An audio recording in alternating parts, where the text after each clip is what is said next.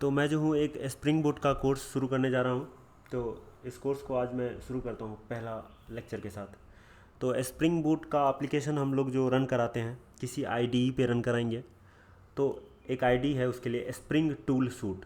तो आप अपने ब्राउज़र पे जाके और ये स्प्रिंग टूल सूट टाइप करके और सर्च मार सकते हैं। सर्च मारने के बाद ये पहला वाला लिंक आएगा, इस पर आप क्लिक करिए और ये देखिए यहाँ पर आपके पास अगर विंडोज़ है तो इस पर क्लिक करके आप डाउनलोड कर सकते हैं। मेरे पास ऑलरेडी डाउनलोडेड है, कोई दिक्कत नहीं है, क्लिक करके आप डाउनलोड कर सकते हैं। डाउनलोड करने के बाद हम क्या करेंगे, देखिए जैसे अगर आप रिएक्ट करे होंगे थोड़ा बहुत तो आपको पता होगा कि एक स्टार्टर कोड होता है जो अपने आप पहले से जनरेटेड मिलता है हमको। तो स्प्रिंग में भी पहले से जनरेटेड एक कोड होता है जो कि आपको स्टार्टर कोड जिसको आप कह सकते हैं कि डायरेक्ट आप उस कोड से शुरू कर सकते हैं अपने काम को। ठीक है, तो देखिए स्टार्टर कोड करने के स्टार्टर कोड आपको अगर चाहिए, स्प्रिंग का एक प्रोजेक्ट बनाना चाहते हैं तो प्रोजेक्ट फोल्डर होगा, तो उसके लिए एक स्टार्टर कोड चाहिए कि मतलब कुछ पे कोड पहले से लिखा होगा।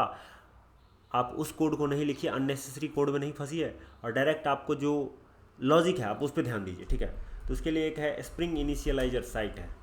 ठीक है, स्प्रिंग इनिशियलाइजर, इस साइट पे आप जाइए। इस साइट पे आप गए और जैसे देखिए स्प्रिंग में क्या कहते हैं, प्रोजेक्ट का टाइप ग्रेडल कोटलिन भी होता है, ग्रेडल ग्रूवी भी होता है और माविन होता है। तो जब भी हम लोग शुरू करते हैं तो जहाँ तक कि मैंने भी पहले पढ़ा तो मावन ही पढ़ा। तो अभी मेरे को ग्रेडल पता भी नहीं, ग्रेडल कॉटलिन पता भी नहीं, जबकि पूरा का पूरा सोचिए कि आप एक कंपनी ट्रेनिंग दे दिया मावन पे, तो ग्रेडल इतना अपने को पता नहीं। तो अपन मावन अपन करके सेलेक्ट करेंगे यहाँ पे मावन। और क्योंकि लैंग्वेज आपको जावा चाहिए ना, जावा लैंग्वेज में अपने को कोड करना है स्प्रिंग बूट एप्लीकेशन में, तो लैंग्वेज जावा सेलेक्ट कीजिए। उसके बाद वर्जन को भी सेलेक्ट कर लीजिए। अभी 3.3.5 इसमें ऑलरेडी सेलेक्टेड है तो मैं उसी को सेलेक्ट करने रहने देता हूँ। उसके बाद अभी ज़्यादा अगर हम मतलब इस बात पे हम ना ध्यान दें वही बढ़िया है कि ग्रुप आईडी क्या डाले, आर्टिफैक्ट आईडी क्या डाले, नेम क्या डाले, डिस्क्रिप्शन क्या डाले, पैकेज नेम क्या डाले, ये सब पे ना ध्यान दे तो ही बढ़िया है। और एक काम करते हैं, मैं जावा 17 सेलेक्ट कर लेता हूँ। ठीक है, क्योंकि बहुत सारा लैपटॉप जो होगा मतलब उसमें जनरली जो लोग डाउनलोड करके रखते हैं वो जावा 17 ही रखते हैं। तो जावा JDK का JRE का 17 वर्जन, जावा रन टाइम इन्वायरमेंट का 17 वर्जन ही रखते हैं, इसलिए मैं भी 17 सेलेक्ट कर ले रहा हूँ। वैसे अगर 21 सेलेक्ट कीजिएगा तो आपको फिर 21 में सेटअप करना पड़ेगा। तो 21 में फिर आप JDK 21 डाउनलोड कीजिए और फिर उसको कॉन्फ़िगर कीजिए अपने प्रोजेक्ट में। तो वो तो बाद का बात है। ठीक है, अभी बेसिक बेसिक इतना करते हैं अपन। ठीक है, तो और अगर मैं सोचिए यहाँ से आपको कोई डिपेंडेंसी ऐड करना हो तो कर सकते हैं डिपेंडेंसी ऐड, लेकिन मैं ऐसे ही बना देता हूँ। ठीक है, जनरेट कर देता हूँ इसको। तो ये क्या करेगा, स्प्रिंग इनिशियलाइजर एक स्टार्टर कोड जनरेट कर देगा। ये देखिए एक जिप फाइल आपको एक डाउनलोड हो गया यहाँ पर demo.zip। ठीक है, क्योंकि नेम डेमो था तो demo.zip फाइल का नाम बन गया। तो इस तरह से ये डाउनलोड हो गया। अब इसको क्या करना होगा, अपने को एक्सट्रैक्ट करना होगा। ठीक है, तो जैसे देखिए मैं अपने दिस PC में मैं जाता हूँ। जाने के बाद मैं अगर डाउनलोड में जाऊँगा, ठीक है, तो ये देखिए डेमो डाउनलोड हो गया है ना। इसको मैं एक्सट्रैक्ट करता हूँ, तो इसको ऐसे करके एक्सट्रैक्ट कर सकते हैं अपन, एक्सट्रैक्ट ऑल। ठीक है, मैं यहीं पे कर देता हूँ, डाउनलोड्स में ही डेमो को एक्सट्रैक्ट भी कर देता हूँ। चलिए एक्सट्रैक्ट कर देते हैं। तो ये देखिए एक्सट्रैक्ट हो गया, ये हो गया ना एक्सट्रैक्ट, डाउनलोड्स डेमो, यही एक्सट्रैक्टेड है।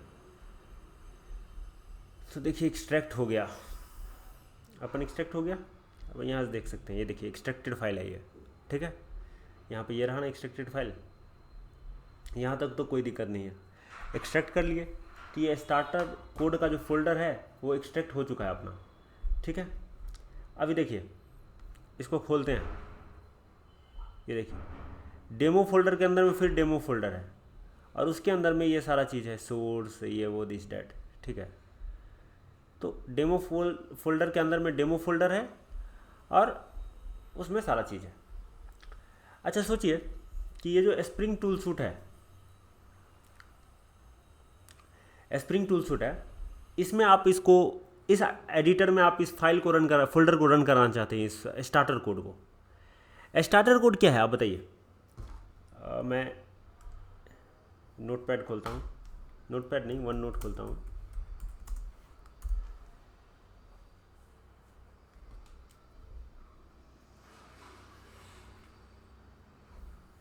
ठीक है, ये खोलता हूँ मैं। अभी देखिए, एक बात बताता हूँ आपको, ठीक है। जब आप डाउनलोड किए तो ये एक जिप फाइल डाउनलोड हुआ, डेमो नाम का, demo.zip डाउनलोड हुआ, यही डाउनलोड हुआ। जब आप इसको एक्सट्रैक्ट किए तो एक डेमो नाम का फोल्डर आपका एक्सट्रैक्ट हो गया। डेमो के अंदर में क्या था, डेमो था। डेमो के अंदर ये जो डेमो एक्सट्रैक्ट हुआ, इसके अंदर में एक डेमो फोल्डर था और उसमें फिर बहुत सारा फोल्डर और कुछ फाइल्स था, यही था। कुछ फोल्डर था और कुछ फाइल्स था, यही था। तो अब क्या है ना कि जैसे मैं स्प्रिंग टूल सूट खोला हूँ, ठीक है। जैसे देखिए स्प्रिंग टूल सूट खुल चुका है या अभी खुल ही रहा है, ठीक है। तो कोई दिक्कत नहीं है, खुलने देते हैं उसको। अभी क्या है ना कि जैसे मान लीजिए कि क्या होता है कि आप अभी जो आईडी हम यूज़ करने वाले हैं, आईडी जिसमें हम चाहते हैं, जिस आईडी को हम यूज़ करने वाले हैं, आईडीई को, किसके लिए, स्प्रिंग बूट एप्लीकेशन को डेवलप करने के लिए, उसका नाम है स्प्रिंग टूल सूट। क्या है, स्प्रिंग टूल सूट। हम इसको यूज़ करने वाले हैं, इसको हम यूज़ करने वाले हैं, STS इसका नाम है। हाँ, अभी क्या है ना कि STS जो है ना, STS कैसे काम करता है वास्तव में, देखिए ऐसे काम करता है STS वास्तव में कि STS को जब आप खोलिएगा तो इसे खोलें, देखिए ये पहले ही कह रहा है कि select directory as work space. अच्छा, ये कहने का मतलब क्या है उसका कि select directory as a work space. Spring Tool Suite खोलते ही आपको बोलेगा कि भाई एक डायरेक्टरी सेलेक्ट करो जिसको आप वर्क स्पेस बनाना चाहते हो। डायरेक्टरी का मतलब क्या होता है, फोल्डर। आप एक फोल्डर सेलेक्ट करो जिसको आप वर्क स्पेस बनाना चाहते हो, ठीक है। अच्छा, ठीक है, आप एक फोल्डर सेलेक्ट करो जिसको आप वर्क स्पेस बनाना चाहते हो। तो वर्क स्पेस का मतलब क्या है, वर्क स्पेस का मतलब ये है कि देखिए आप जो डाउनलोड किए डेमो नाम का, ये जो अंदर में डेमो था, डेमो के अंदर में जो डेमो था, ये डेमो था, इसके अंदर में क्या था, एक और डेमो था, फोल्डर था। ये वास्तव में यही मेरा प्रोजेक्ट फोल्डर है। हाँ, इसी फोल्डर के अंदर में मैं जो कुछ भी करूँगा, फाइल्स ऐड करूँगा, कुछ भी ऐड करूँगा और कोड लिखूँगा, इस फोल्डर के अंदर में, ये अंदर वाले डेमो के अंदर में जो फोल्डर है या फाइल्स है, उसी में मैं कुछ कुछ करूँगा। तो समझ रहे हैं ना, ये जो डाउनलोड किए, एक डेमो जिप डाउनलोड हुआ, और जब उसको एक्सट्रैक्ट किए तो एक डेमो मिला, और डेमो के अंदर में डेमो था, उसके अंदर में फिर बहुत सारा फोल्डर था, सोर्स फोल्डर भी उसके अंदर ही था, ठीक है। तो अपन इसको रन कराना चाहते हैं, इस अंदर वाले डेमो को। ये मेरा प्रोजेक्ट फोल्डर है, ये क्या है, मेरा प्रोजेक्ट फोल्डर है। तो इसको हम रन कराना चाहते हैं, लेकिन स्प्रिंग टूल सूट खुला तो बोला क्या कि तुम एक वर्क स्पेस बताओ कि तुम्हारा वर्क स्पेस क्या है। स्प्रिंग क्या बोला, स्प्रिंग टूल सूट बोला कि तुम अपना वर्क स्पेस बताओ, कहाँ काम करना चाहते हो, एक फोल्डर सेलेक्ट करो जिसमें तुम काम करना चाहते हो। अच्छा, आपका क्या मानना है कि मैं इस फोल्डर को सेलेक्ट कर लूँ या इस फोल्डर को सेलेक्ट कर लूँ, क्या करूँ? हाँ, क्या करना चाहिए हमको? मैं अंदर वाला फोल्डर सेलेक्ट करूँ कि ये बाहर वाला फोल्डर सेलेक्ट करूँ कि क्या करूँ? क्योंकि इसको रन कराना है अपने को। तो जैसे मान लीजिए मैं एक बार के लिए करता हूँ, मैं एक बार के लिए, जैसे चलिए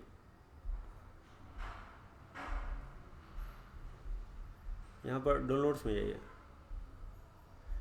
इसको सेलेक्ट कर लिया मैंने, ठीक है। बाहर वाला जो डेमो फोल्डर था, जिस डेमो के अंदर में डेमो था, एक डेमो था, समझ रहे ना, उसके अंदर में डेमो था। तो मैं बाहर वाले डेमो फोल्डर को सेलेक्ट कर लिया हूँ वर्क स्पेस की तरह। तो उससे क्या होगा, अभी देखिए, ब्राउज क्यों करना, ब्राउज तो कर चुके ना, लॉन्च कर देता हूँ मैं।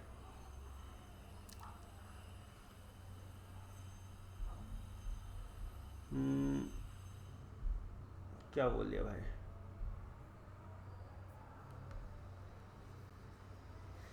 रुक जाइए फिर से खोलते हैं अपन।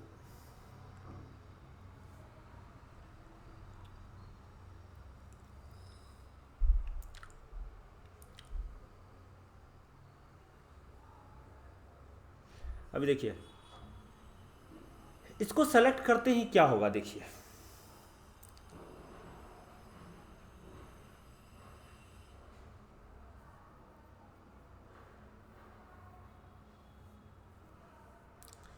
ये देखिए ये आपका वर्क स्पेस खुल चुका है।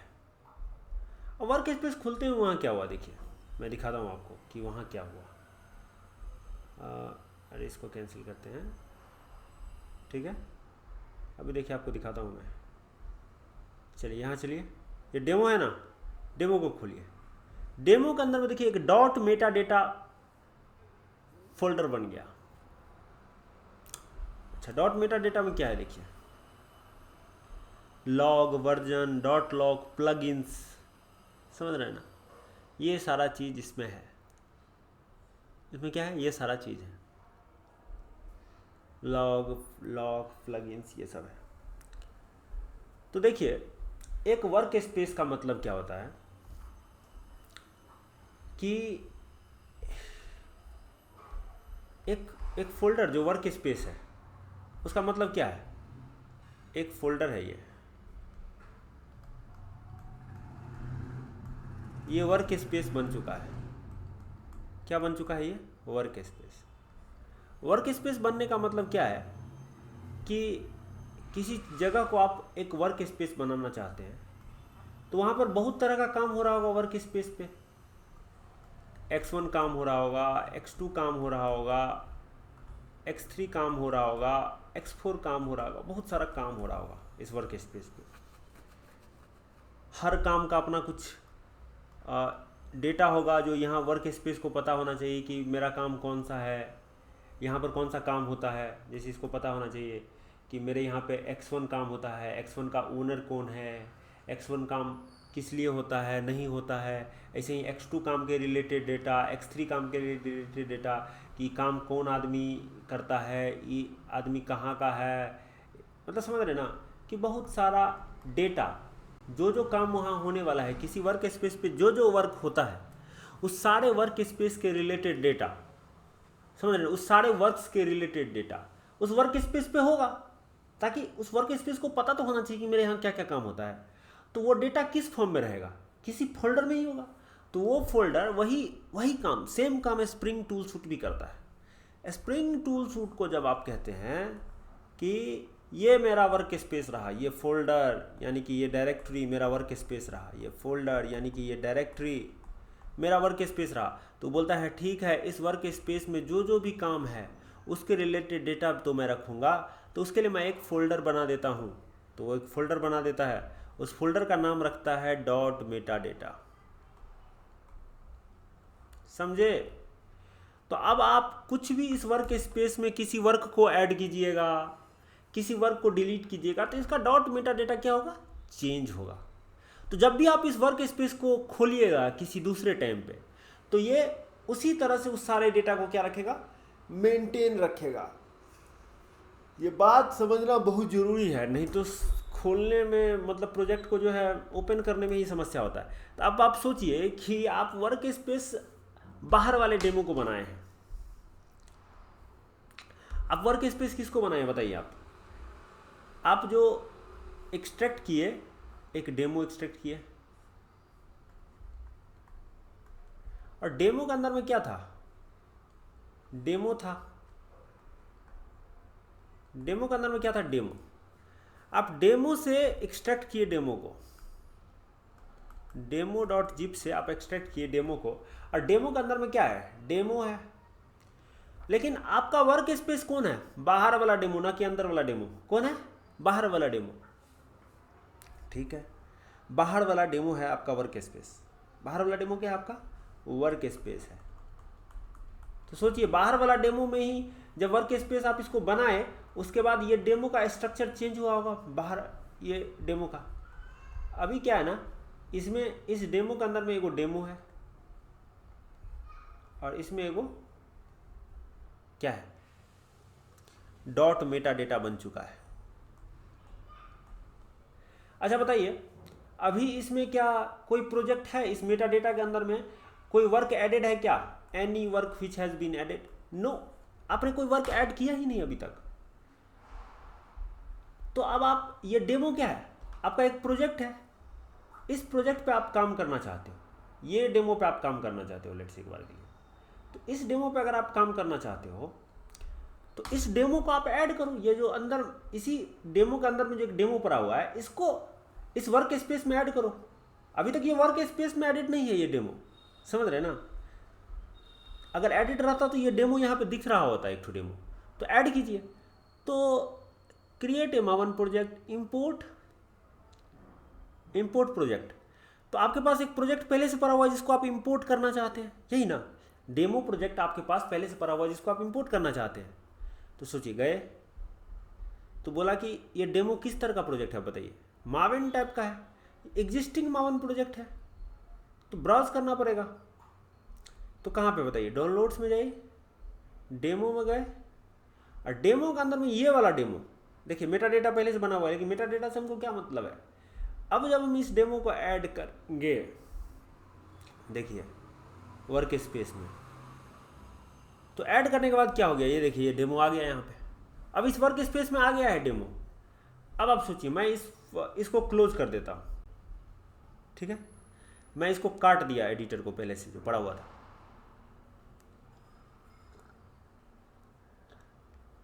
कट रहा है, देखिए कुछ लोड हो रहा है, इसके कारण लेट लग रहा है, कट रहा है।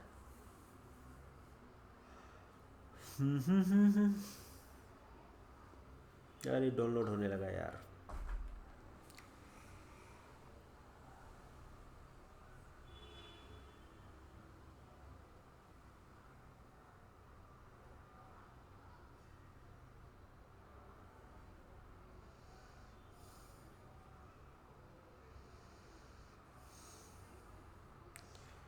चले, कट गया ना? अभी आप देखिए, अभी आप सोचिए, आपके पास जो एक डेमो नाम का वर्क स्पेस था, उस वर्क स्पेस में एक वर्क एडेड था, हाँ? तो जब आप ये वर्क स्पेस सेलेक्ट करेंगे, वो वर्क स्पेस, तो ये देखिए डेमो वर्क स्पेस पे ब्राउज करते हैं हम, ठीक है? कौन सा वर्क स्पेस था बताइए, डाउनलोड्स में गए थे, ये डेमो मेरा वर्क स्पेस था, तो इसमें मेरा डेटा पड़ा हुआ है ना इसके वर्क स्पेस का। अभी देखिए इसको सेलेक्ट करते हैं और लॉन्च करते हैं,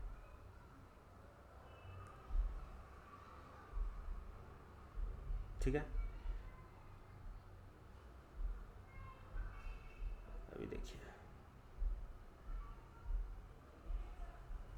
अभी देखिए इस वर्क स्पेस में ऑलरेडी डेमो एडेड है, देख रहे हैं? डेमो एडेड है, डेमो एडेड है, देख रहे हैं? डेमो ऑलरेडी एडेड है इस वर्क स्पेस में। आपको दोबारा से ऐड नहीं करना पड़ा, इस वर्क स्पेस को खोलने के बाद डेमो को नहीं ऐड करना पड़ा। और सोचिए कि आप इसके फाइल में जाके कुछ भी चेंज कीजिएगा, इसके फाइल में जाके कुछ भी चेंज कीजिएगा और सेव कर दीजिएगा, तो वो, समझ रहे ना? मैं बता रहा हूँ एक बात कि आप इस वर्क स्पेस में गए, ये डॉट मेटा डेटा है, इसमें ये वाला प्रोजेक्ट एडेड है, ठीक है? ये वाला प्रोजेक्ट एडेड है, कहीं और का भी प्रोजेक्ट इसमें ऐड कर सकते हैं, ठीक है? और आप इस वर्क स्पेस को खोल करके कुछ भी इसके लाइन में चेंजेस कीजिएगा, ठीक है? डेमो खुल गया है, आपको ये खोल दिया, ठीक है? डेमो को खोल दिया। अब इसमें आप कुछ भी चेंज कीजिएगा तो डेमो में रिफ्लेक्ट होगा सेव करने के बाद। तो यही है वर्क स्पेस का कॉन्सेप्ट, यही है, ठीक है?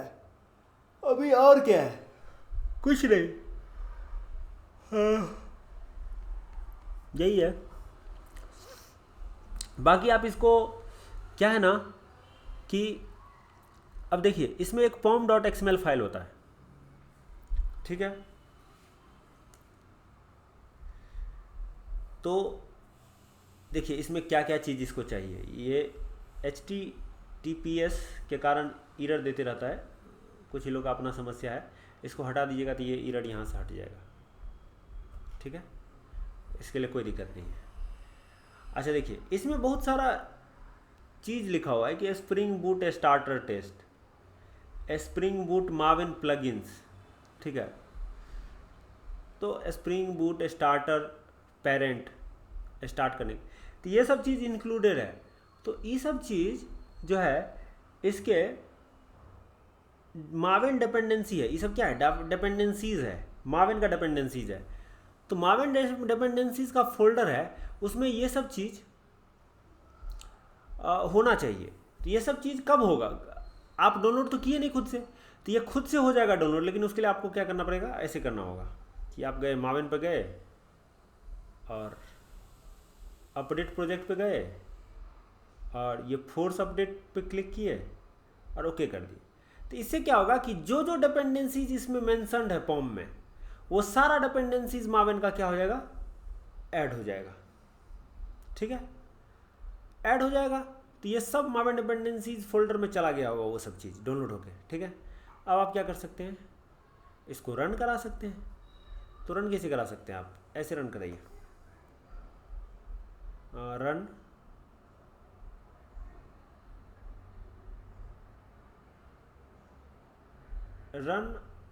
selection did not contain any resource to run on the service। चलिए इसको रन कराते हैं, ऐसे यहाँ से ऐसे करके रन करा सकते हैं। अभी देखिए ये रन होगा, तो ये रन कर गया।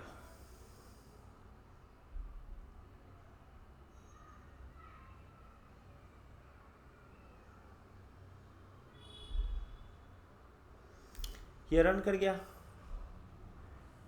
लेकिन रन करते ही देखिए ये बंद भी हो गया। अच्छा सोचिए, आप एक वेब एप्लीकेशन से क्या एक्सपेक्ट करते हैं। आप स्प्रिंग बूट एक बैकएंड प्रोजेक्ट बनाने आए यहाँ पे, तो बनाने आए तो आप क्या चाह रहे थे कि ये रन करते रहता और इसको कोई रिक्वेस्ट मारता। मान लीजिए कोई बोलता कि भाई एगो, ये मान लीजिए एक बैकएंड है, ये कार का डेटा देता है, कार के बारे में, तो इसको कोई रिक्वेस्ट मारता थी, कार का डेटा दे देता, तो बंद हो गया। तो कैसे डेटा देगा, ये देगा कैसे डेटा, तो बंद क्यों हो गया भाई। ये एक वेब एप्लीकेशन है, इसको स्टार्ट ही रहना था, और कोई इसको रिक्वेस्ट मारता तो उसको ये रिस्पॉन्स देता। हाँ, तो ये तो बंद हो गया। तो बंद हो गया, तो बंद क्यों हो गया, पहले ये तो पता लगाएं कि ये बंद हो गया।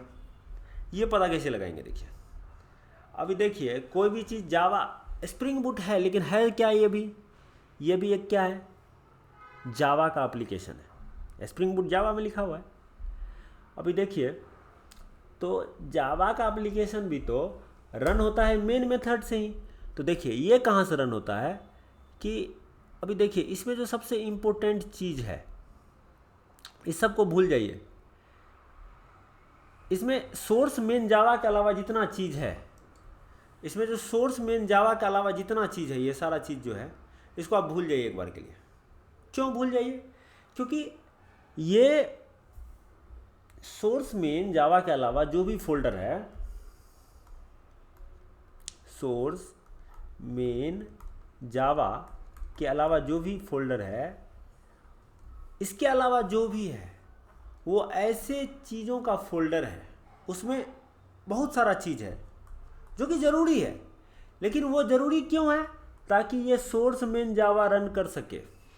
सोर्स मेन जावा को सपोर्ट करता है कि आप रन करो आराम से, मैं हूँ ना, मैं सपोर्ट करता हूँ आपको रन करने में दिक्कत नहीं होगा, आपका जो उद्देश्य है वो पूरा हो, इसके लिए ये सारा चीज़ है जो सपोर्ट करता है, ठीक है। तो हमको किस चीज़ पे ध्यान देना चाहिए, हमको केवल सोर्स मेन जावा पे ध्यान देना चाहिए। यहीं से मेरा एप्लीकेशन का लॉजिक है जो भी है, ठीक है। तो मेरा एप्लीकेशन रन हो रहा है कि नहीं हो रहा है, ये तो जावा एप्लीकेशन है, तो मेन में तो घुसा होगा, हाँ, लेकिन ये देखिए ना, बंद हो गया, रन होकर बंद हो गया। तो अब कम से कम ये तो पता चले हमको कि मेन में यहीं से रन हुआ क्या। तो ये चेक करने के लिए हम एक काम करते हैं कि हम जब रन कराए थे तो रन हुआ होगा, तो system.out.println, और यहाँ पे कर देते हैं कि रन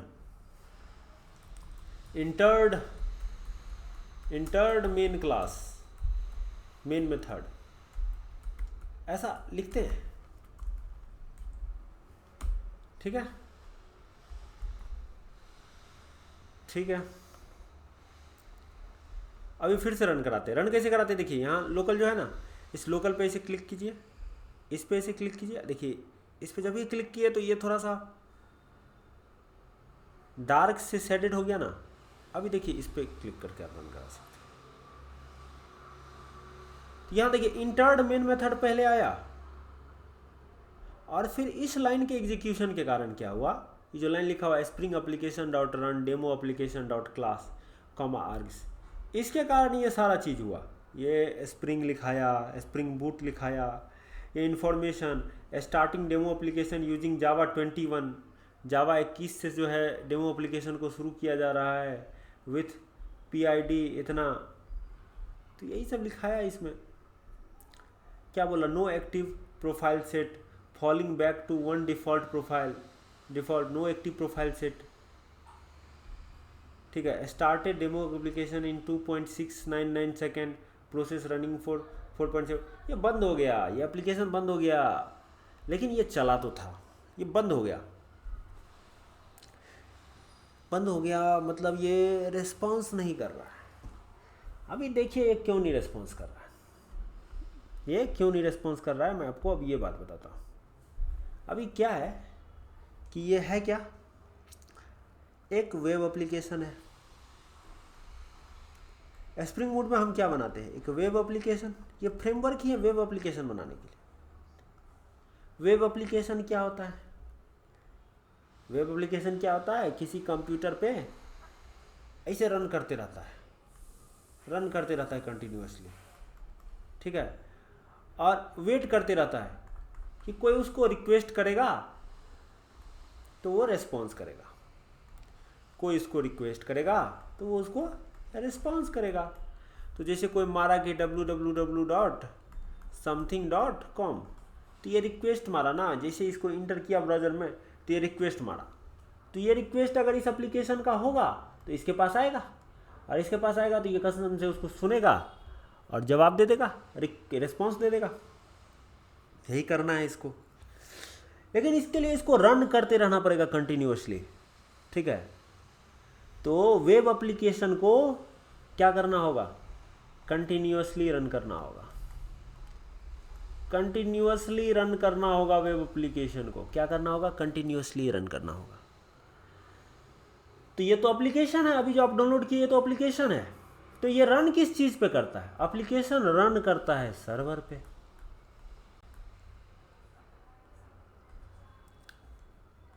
ठीक है, कि इसको सर्वर पे डाल दीजिएगा। ठीक है, इसको सर्वर पे डाल दीजिएगा, सर्वर पे इसको, मतलब कहने का मतलब ये है कि सर्वर पे अगर आप मान लीजिए इस एप्लीकेशन को रन कराते हैं, ये सर्वर है, सर्वर पे ये एप्लीकेशन है, इसको रन कराते हैं। ठीक है, तो सर्वर के पास ये क्षमता है कि ये क्या करे, कोई भी रिक्वेस्ट करे तो उस रिक्वेस्ट को पकड़े और उस रिक्वेस्ट के लिए इस एप्लीकेशन को रन करा दे, समझ रहे ना, सिंक कर दे। इस एप्लीकेशन को एक बार रन कराए और फिर इस रिक्वेस्ट के आधार पे उसको प्रोसेस करते जाए इस तरह से, समझ रहे ना। तो ये सर्वर का काम है, तो इसमें सर्वर है अपना, लोग सर्वर पे तो रन कराए नहीं। अच्छा, एक टॉम कैट होता है, अपाची टॉम कैट। ठीक है, अपाची टॉम कैट ये सर्वर की तरह काम करता है। किसकी तरह काम करता है, सर्वर की तरह। ये सर्वर है, तो स्प्रिंग बोलता है क्या कि तुम अगर मेरे में एक डिपेंडेंसी ऐड कर लो, स्प्रिंग स्टार्टर वेब, ये अगर डिपेंडेंसी मेरे में तुम ऐड कर लो, स्प्रिंग बोलता है कि ये डिपेंडेंसी है स्प्रिंग बूट, इसको ऐड कर लो। ये ऑलरेडी जो है ना सर्वर को ऐड कर लेगा एप्लीकेशन में, अपाची टॉमकैट सर्वर को ऐड कर लेगा। अब अगर तुम स्प्रिंग टूल सूट STS में अगर आप अब इस डिपेंडेंसी को ऐड करने के बाद रन कराइएगा तो क्या होगा कि आपका एप्लीकेशन, क्योंकि उसमें अपाची टर्मकैट ऐड हो गया, तो अब अपाची टर्मकैट क्या करेगा, इसको कॉन्फ़िगर कर लेगा, इस एप्लीकेशन को कॉन्फ़िगर कर लेगा। अब आप रन कराइएगा तो ये अपाची टर्मकैट क्या करेगा कि इसको कंटिन्यूसली रन कराते रहेगा अपने अंदर में।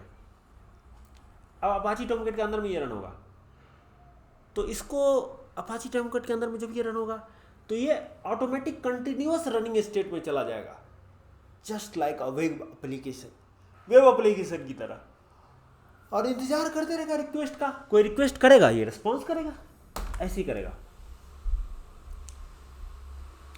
कोई रिक्वेस्ट करेगा इसको और ये क्या करेगा, उसको रेस्पॉन्स करेगा। तो वो डिपेंडेंसी अपन ऐड कर देते हैं, अब फिर देखते हैं रन करा के। तो देखिए यहां पर डिपेंडेंसीज है, मैं आपको दिखाता हूं।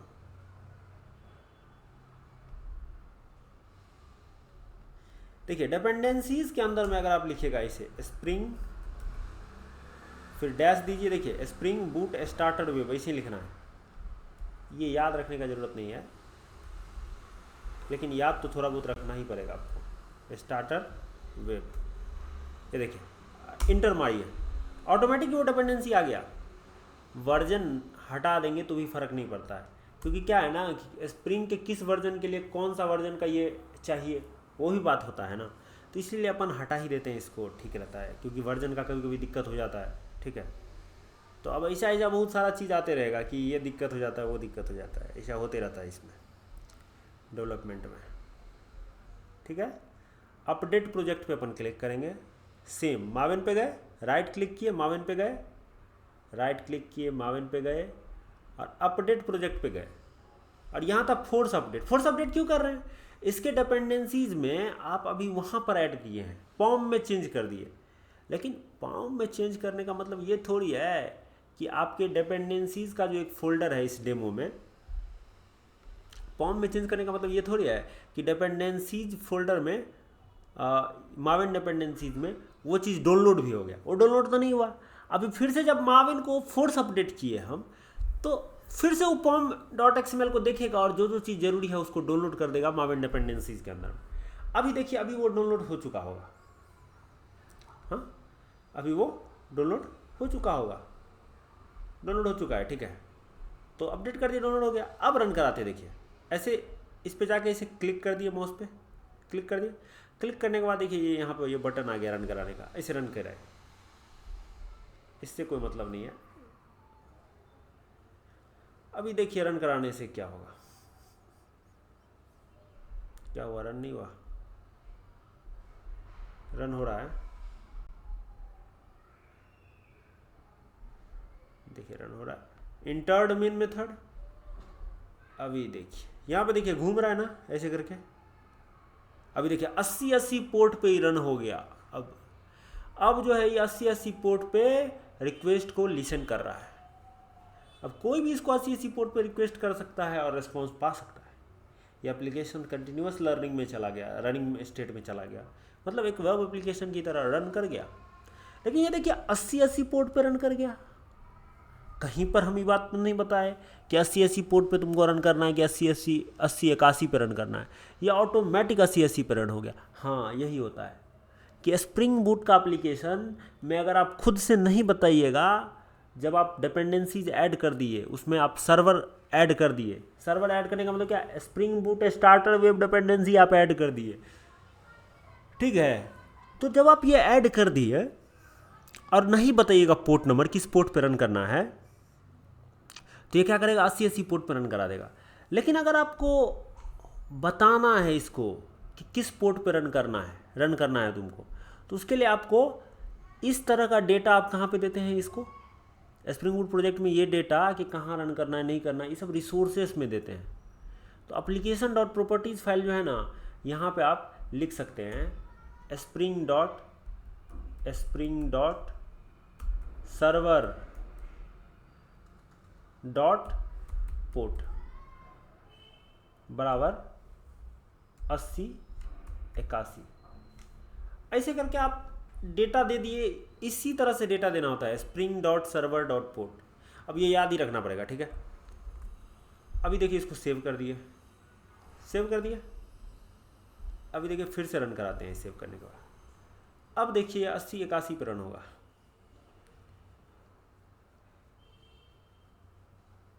ठीक है, 80 पे ही रन होगा। Spring dot application dot server dot port, ऐसे होता है क्या? यहाँ ठीक से डेटा नहीं दिया है। Dot server dot spring dot server dot port.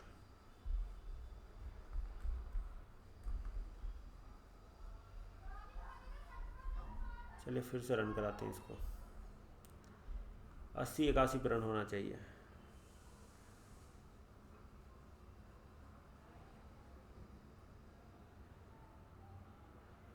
नहीं रन होगा, इसका मतलब दिक्कत क्या है?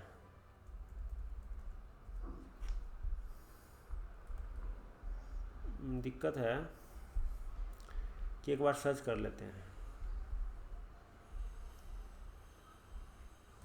How to give port number to Spring application. How to give port number to a Spring application to run?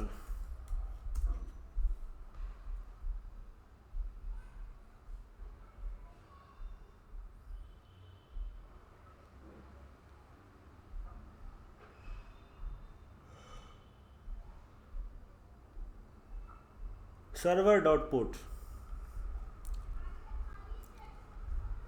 इतना ही लिखना होता है, अपन गलती लिख रहे थे। Server dot port is equal to 80 81, ऐसे कर देंगे और अपन रीस्टार्ट करते हैं इसको। अभी देखिए 80 81 पे रन होना चाहिए।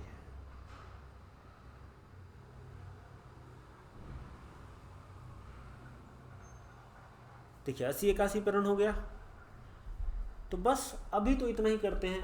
अगला में हम क्या करेंगे, देखेंगे कैसे एक एंड पॉइंट बनाते हैं, ठीक है, और फिर वहाँ से आगे बढ़ेंगे।